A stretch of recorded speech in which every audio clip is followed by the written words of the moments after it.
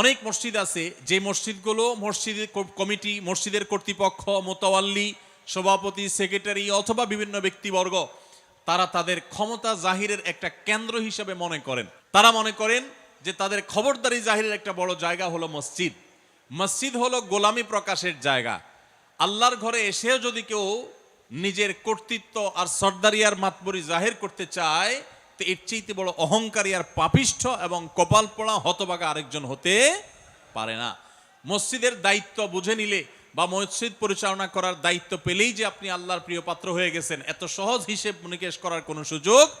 এই জন্য আদর্শ মসজিদের জন্য এই জিনিসটা খুবই জরুরি যে মসজিদ কর্তৃপক্ষ ইমাম সাহেবকে, খতিব সাহেবকে বলবেন পরিষ্কারভাবে যে আপনি কোরআন এবং হাদিসের আলোকে আমাদের মসজিদকে আপনি আলোকিত করবেন, আবাদ করবেন।